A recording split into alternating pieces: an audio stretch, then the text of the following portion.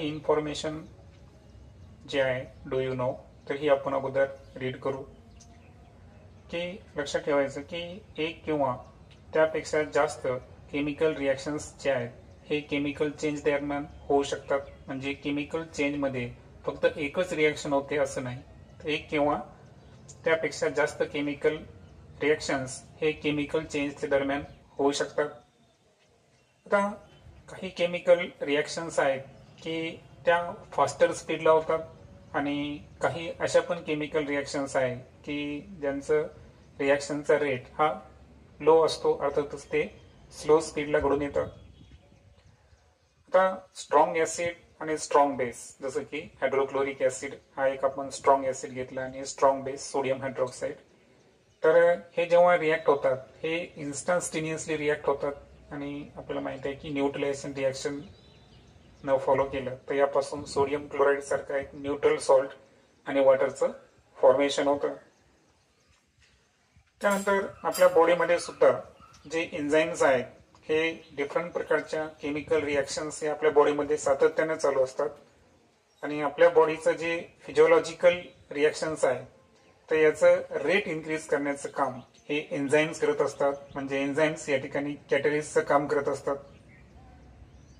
त्यानंतर जे perishable food stuffs आहेत, ओके, नाशवंत होणारे लवकर, तर ऍक्च्युअल याला आपल्याला प्रिझर्व करायचं असेल तर आपण रेफ्रिजरेटरचा यूज करतो.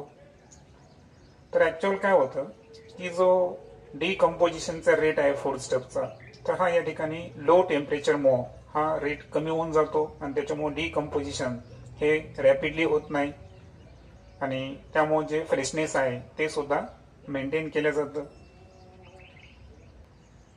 आणि नेक्स्ट पॉइंट आहे की जे व्हेजिटेबल्स आहेत हे आपण ऑइल आणि वॉटर या दोन्हींचा जर वापर केला तर यापैकी क्विकली ते जे आहेत ऑइलमध्ये ते कुक होतात आणि वॉटरमध्ये त्या प्रमाणात तितकी स्पीड नसते. याचा अर्थ ऑइलमध्ये जे व्हेजिटेबलची कुकिंग आहे ही रॅपिडली होते, ओके, म्हणजे ते त्या ठिकाणी रिॲक्शनचा रेट फास्ट झाला. त्यानंतर काही केमिकल फॅक्टरीज आहेत की ज्यांच्यामध्ये काही केमिकल रिॲक्शन हे प्रॉफिटेबल असतात जर त्या ठिकाणी तो रेट फास्टर असेल तर, कारण प्रोडक्शन सुद्धा जे आहे डिफरंट केमिकलचं हे कमी वेळेमध्ये निश्चित झाल्यानंतर जे इन्कम आहे ते वाढणारच. त्यानंतर एन्व्हायरमेंटच्या पॉइंट ऑफ व्ह्यूनं जर पाहिलं आपण तर केमिकल रिॲक्शनचा रेट हा सुद्धा एक मॅटर करतो होता. जसं की पुढे एक एक्झाम्पल दिलं आहे की जे अर्थच्या ॲटमॉस्फिअरमध्ये आपल्याला माहित आहे की सनच्या अल्ट्राव्हायोलेट रेज जे आहेत यापासून प्रिव्हेन्शन करणारं जी लेअर आहे ती आहे ओझोन लेअर. आता ही जी ओझोन लेअर आहे ज्याचा फॉर्म्युला आहे O3, तर हे सजीव सृष्टीचं संरक्षण करतं अल्ट्राव्हायोलेट रेज पासून आणि आपल्याला माहित आहे की एन्व्हायरमेंटल काही गोष्टीमुळे त्याचं सातत्यानं काय होतं डिप्लिशन आणि मेंटेनन्स पण होतं. कारण ओव्हरऑल जर पाहिलं आपण तर यामध्ये दोन रिॲक्शन आहेत की O3 जर डिकम्पोज झाला तर ऑक्सिजन प्लस नेसंट ऑक्सिजनचं फॉर्मेशन होईल आणि नेसंट ऑक्सिजन सोबत कंबाईन होईल ओझोनचं फॉर्मेशन होतं. म्हणजे जी लेयर्स आहेत तर याचं डिप्लिशन होईल का मेंटेनन्स होईल तर हे कशावर डिपेंड आहे की जे ओझोन मॉलिक्युल्स आहे तर त्याचं रेट ऑफ प्रोडक्शन आणि रेट ऑफ डिस्ट्रक्शन कसं आहे. रेट ऑफ प्रोडक्शन जर ओझोन मॉलिक्युलचा जास्त असेल तर अशा वेळेस ओझोन लेअरचं मेंटेनन्स हे चांगल्या पद्धतीने होईल आणि जर रेट ऑफ डिस्ट्रक्शन ओझोन लेअरचा जास्त असेल, डिकम्पोजिशन रॅपिडली असेल तर अशा वेळेस डिप्लिशनची प्रोसेस ओझोन लेअरची होईल. त्यानंतर हे इन्फॉर्मेशन पाहिल्यानंतर आता आपल्या मुख्य पॉइंटकडे येऊ, तो आहे ऑक्सिडेशन अँड रिडक्शन. आता वेगवेगळ्या टाईपचे सबस्टन्स आहेत की ते ऑक्सिडेशन आणि रिडक्शन या टाईपच्या रिॲक्शन्स फॉलो करतात किंवा देतात. त्यामध्ये आता काही एक्झाम्पल्स आपल्याला दिले त्या संदर्भात आपण डिस्कस करू. तर पहिल्या दोन रिॲक्शन जर पाहिल्या आपण तर मॅग्नेशियमचं ऑक्सिडेशन, आता ऑक्सिजन सोबत रिॲक्ट होईल ना. आता ऑक्सिडेशनला थोडंसं डिफाईन करू आपण. ऑक्सिजन आयदर तो आपल्याला रिॲक्टंटमध्ये पाहिजे किंवा हायड्रोजन हा जर प्रोडक्टमध्ये तयार होत असेल तर त्या रिॲक्शनला आपण ऑक्सिडेशन रिॲक्शन म्हणतो. तर पहिल्या रिॲक्शनमध्ये मॅग्नेशियमची रिॲक्शन ऑक्सिजन सोबत होऊन मॅग्नेशियम ऑक्साईडचं फॉर्मेशन झालं. सेकंड रिॲक्शनमध्ये कार्बनचं जे आहे पूर्ण ज्वलन हे ऑक्सिजनच्या प्रेझेन्समध्ये जर झालं तर कार्बन डाय ऑक्साईडचं फॉर्मेशन झालं. त्यानंतर मॅग्नेशियम हायड्रेट जे आहे त्याचं डिकम्पोज होऊन मॅग्नेशियम आणि प्लस हायड्रोजन गॅस लिबरेट झाला. आणि जो इथेन आहे C2H6 त्यापासून इथाईन CH2 डबल बॉन्ड CH2 आणि प्लस हायड्रोजन गॅसचं फॉर्मेशन झालं. तर ह्या ज्या रिॲक्शन्स आहेत तर पहिल्या दोन रिॲक्शनमध्ये ऑक्सिजन हा रिॲक्टंटमध्ये कंबाईन झालेला आहे आणि नंतरच्या दोन रिॲक्शनमध्ये जे हायड्रोजन गॅस आहे हा रिमूव्ह झालेला आहे. तर हे सर्वच्या सर्व ऑक्सिडेशन रिॲक्शनचे एक्झाम्पल्स आहेत. मग आता ऑक्सिडेशन रिॲक्शनला जर आपल्याला डिफाईन करायचं असेल, the chemical reaction in which reactant combines with oxygen or losses hydrogen to form the product is known as the oxidation reaction. तर ज्या रिॲक्शन मध्ये एक तर ऑक्सिजन हा रिॲक्टंट सोबत कंबाईन होईल किंवा प्रोडक्ट मध्ये हायड्रोजन गॅस जो आहे हा रिलीज होईल, that type of reaction is non as the oxidation. आता स्पेसिफिक केमिकल सबस्टन्स आहेत काही, तर त्यांचा जर आपण यूज केला तर ऑक्सिडेशन रिॲक्शन हे घडून येत असतात. जसं की एक कंपाऊंड आहे तुम्हाला दिलेला इथेनॉल किंवा त्याला आपण इथिल अल्कोहोल सुद्धा म्हणतो, ज्याचा फॉर्म्युला आहे C2H5OH किंवा आपण त्याला CH3CH2OH असे लिहू शकतो. तर याचं ऑक्सिडेशन झालं. ऑक्सिडेशन म्हणजेच काय, तर पुढे आपण अजून एक ऍक्टिव्हिटी बघणार आहे की ज्यामध्ये आपल्या लक्षात येईल की नेसेंट ऑक्सिजनच्या साह्यानं, आता हे नेसेंट ऑक्सिजनच्या साह्यानं आपण ऑक्सिडेशन करायलो कारण ऑक्सिजन ऍड होणे त्याला आपण ऑक्सिडेशन म्हणलो. मग हे नेसेंट ऑक्सिजन प्रोव्हाइड करणारे कोणते ना कोणते सबस्टन्स असतात ज्यांना आपण ऑक्सिडायझिंग एजंट किंवा ऑक्सिडंट्स म्हणतो. आणि या रिॲक्शन मध्ये एरोच्या खाली आपल्याला पोटॅशियम डायक्रोमेट आणि सल्फ्युरिक ऍसिड या दोघांची नावं दिसतील. म्हणजे डेफिनेटली हे जे आहेत हे ऑक्सिडायझिंग एजंट होते. त्यांनी नेसेंट ऑक्सिजन सप्लाय केल्यामुळं इथेनॉलचं ऑक्सिडेशन झालं आणि फॉर्मेशन झालं ऍसिटिक ऍसिड, ज्याचा फॉर्म्युला आहे CH3COOH, ज्याला आपण इथॉनिक ऍसिड सुद्धा म्हणतो. आणि म्हणून या रिॲक्शन मध्ये जर पाहिलं आपण तर जो ऍसिडिक पोटॅशियम डायक्रोमेट होता त्यांना ऑक्सिजन अवेलेबल करून दिला रिॲक्टंट जो होता आपला इथिल अल्कोहोल त्याच्या ऑक्सिडेशनसाठी. आणि म्हणून अशा पद्धतीचे जे केमिकल सबस्टन्स आहेत की जे ऑक्सिडेशन रिॲक्शन घडून आणतात ऑक्सिजन अवेलेबल करून, that are known as the oxidants किंवा त्याला आपण ऑक्सिडायझिंग एजंट म्हणू. त्यानंतर थोडीशी ऍडिशनल इन्फॉर्मेशन दिली आहे किंवा व्हरायटी ऑफ ऑक्सिडंट्स. या ठिकाणी आपण ऑक्सिडेशन रिॲक्शन जे आहे कंट्रोल ऑक्सिडेशनसाठी आपण काही ऑक्सिडंटचा वापर करत असतो. जसं की पहिला दाखवलेला आहे potassium dichromate K2Cr2O7 and H2SO4, potassium permanganate KMnO4 and H2SO4. हे कॉमनली यूज केमिकल ऑक्सिडंट्स आहेत. आता एक माइल्ड ऑक्सिडंट जसं की सौम्य स्वरूपात ऑक्सिडेशनचं काम करणारा एक एजंट आहे ज्याचं नाव आहे हायड्रोजन पेरॉक्साईड, ज्याचा फॉर्म्युला आहे H2O2. तर हा एक माइल्ड ऑक्सिडंट आहे. आता आपण ओझोन डिप्लिशन संदर्भात बोललो होतो, तर ओझोन जे आहे ना तर हा सुद्धा एक केमिकल ऑक्सिडंट आहे. कारण मी म्हणलं की ओझोनची जेव्हा डिकम्पोजिशन होते, फॉर्मेशन कोणाचं झालं, O2 आणि नेसेंट ऑक्सिजन. नेसेंट ऑक्सिजन ज्यांनी अवेलेबल करून दिला तर तो कोण झाला, ऑक्सिडंट किंवा oxidizing agent. That's why ozone जे आहे हा सुद्धा एक केमिकल ऑक्सिडंट आहे. त्यानंतर जे केमिकल ऑक्सिडंट्स नेसेंट ऑक्सिजन अवेलेबल करतात, जनरेट करतात आणि ऑक्सिडेशन रिॲक्शनसाठी ते प्रोव्हाइड करत असतात, तर त्यांच्या रिॲक्शन्स आपण पाहू. पहिल्यांदा बोललो होतो आपण ओझोन बद्दल, तर रिॲक्शन मध्ये पाहू शकतो आपण की त्याचं डिकम्पोजिशन होऊन ऑक्सिजन आणि नेसेंट ऑक्सिजनचं फॉर्मेशन झालं.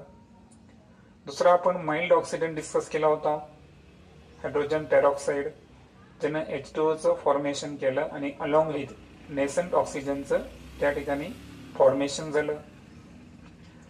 त्यानंतर पोटॅशियम डायक्रोमेट याची रिॲक्शन सल्फ्युरिक ॲसिड सोबत झाल्यानंतर त्या ठिकाणी potassium sulphate, chromium sulphate, water आणि नेसेंट ऑक्सिजनचं फॉर्मेशन झालं. आणि फायनली पोटॅशियम परमॅग्नेट जे आहे तर अलॉंग विथ सल्फ्युरिक ॲसिड त्यानं सुद्धा फॉर्मेशन केलं. पोटॅशियम सल्फेट, त्यानंतर मॅग्नीज सल्फेट, वॉटर आणि नेसेंट ऑक्सिजन.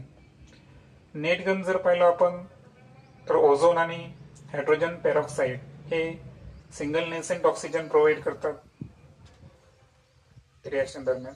त्यानंतर पोटॅशियम डायक्रोमेटनं जो नेट गेन आहे नेसेंट ऑक्सिजन मॉलिक्युलचा तर हा 3 आहे आणि पोटॅशियम परमॅग्नेटचा 5 नेसेंट ऑक्सिजन देण्याची त्याची क्षमता असते. आता नेसेंट ऑक्सिजन जो आहे तर ऍक्च्युअल याची एक स्टेट आहे. ओके, स्टेट पिरियड म्हणजे त्याचा उद्देश काय तर ऑक्सिजन मॉलिक्युलचं फॉर्मेशन करणे. आणि म्हणून नेसेंट ऑक्सिजन जो आहे त्याला आपण ऑक्सिजनचा रिएक्टिव्ह फॉर्म म्हणायचं. आणि त्याला रिप्रेझेंट करण्याची जी पद्धत आहे तर जे ब्रॅकेट आहे स्क्वेअर ब्रॅकेट, तर यामध्ये आपल्याला फक्त O ने रिप्रेझेंट करायचं आहे, त्यामध्ये कोणत्याही प्रकारची संख्या मेंटेन नाही करायची. त्यानंतर काही क्वेश्चन्स आपल्याला दिले आहेत की जे ड्रिंकिंग वॉटर आहे ते याच्या प्युरिफिकेशनसाठी कोणत्या ऑक्सिडंटचा वापर केला जातो. तर ॲज वी नो की ब्लिचिंग पावडर असेल, potassium permanganate. Okay, second question आहे की why potassium permanganate is use during cleaning water tanks. तर पोटॅशियम परमॅग्नेट सारखे जे वॉटरला प्युरिफाय करणारे ऑक्सिडंट्स आहेत ना तर हे ऑक्सिडाइज करतात फेरिक किंवा त्या ठिकाणी मॅग्नीज किंवा हायड्रोजन सल्फेट यासारखे जे अनवॉन्टेड सबस्टन्स असतात. ओके, तर त्याला आपण क्षार म्हणू एक पद्धतीचे. तर यांना ऑक्सिडाइज करून सेटल डाऊन करण्याचं काम जे आहे हे पोटॅशियम परमॅग्नेट करत असतो. And that's why potassium permanganate सारखे जे ऑक्सिडंट्स आहे, ऑक्सिडायझिंग एजंट आहे, याच्या साहाय्याने आपण वॉटरचं प्युरिफिकेशन करत असल्यामुळे त्या ठिकाणी वॉटर टँक क्लीन करण्यासाठी आपण त्याचा वापर करतो. तो ओव्हरऑल आपण हे पण डिस्कस केलं की पोटॅशियम परमॅग्नेट हा एक केमिकल ऑक्सिडंट आहे. त्यानंतरची एक रिॲक्शन आपल्याला दिली आहे की पोटॅशियम परमॅग्नेट हा फेरस सल्फेट सोबत along with sulphuric acid react झाला तर फॉर्मेशन होतं potassium sulphate, manganese sulphate, ferric sulphate. आता फेरिक सल्फेटचा फॉर्म्युला लक्षात घ्या, Fe2SO4 3 टाइम्स आणि प्लस वॉटर. आता या ठिकाणी प्रश्न विचारला आहे की पोटॅशियम परमॅग्नेट जो आहे तर याच्याकडून कोणता सबस्टन्स किंवा कोणता कंपाऊंड हा ऑक्सिडाइज झालेला आहे in the presence of acid. Definitely तो कंपाऊंड आहे फेरस सल्फेट. कारण आपण पाहिलं तर फेरस सल्फेट जो कंपाऊंड होता त्याला ऑक्सिडाइज केलं गेलं पोटॅशियम परमॅग्नेट या ऑक्सिडंटच्या साह्यानं in the presence of sulphuric acid.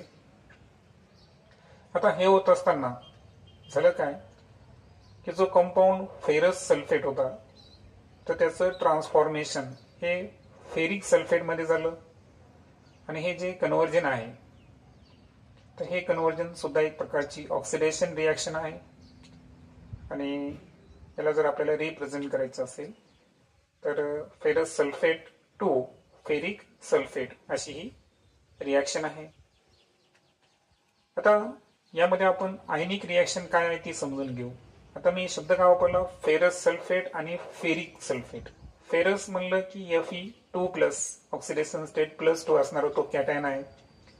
आणि फेरिक सल्फेट म्हणल्यावर Fe3+ तर +3 ऑक्सिडेशन स्टेट असणारा तो एक कॅटायन आहे. सो आयनिक रिॲक्शन जर पाहिले आपण तर फेरस सल्फेटचे आयन जर पाहिले आपण तर Fe2+ आणि SO4 2- होते. मात्र फेरिक सल्फेटमध्ये जो कॅटायन होता तो होता Fe3+ आणि anion सेम आहे SO4 2 मायनस आणि व्हॅलेन्सी एक्सचेंज करून फेरिक सल्फेटचा फॉर्म्युला Fe2SO4 3 टाइम्स होतो. आता या केमिकल कन्व्हर्जन जे आहे तर हा नेट चेंज घडून येत असताना जे कन्व्हर्जन झालेलं आहे त्याला आपल्याला नेट आयनिक रिॲक्शनला काय करायचं आहे, जर रिप्रेझेंट करायचं असेल. आता नेट म्हणल्यावर काय करायचं की लेफ्ट आणि राईट हँड साईडला जर सेम असतील तर त्याला आपल्याला रिमूव्ह करायचं आहे. जसं की सल्फेट आयन आपण दोन्हीकडे जर रिमूव्ह केले तर नेट आयनिक रिॲक्शन मध्ये उरतं फक्त फेरसचे आयन आणि फेरिक आयन. सो Fe2+ हे जे फेरस कॅटायन्स आहेत तर यांनी फॉर्मेशन केलं Fe3+ या फेरिक कॅटायनचं.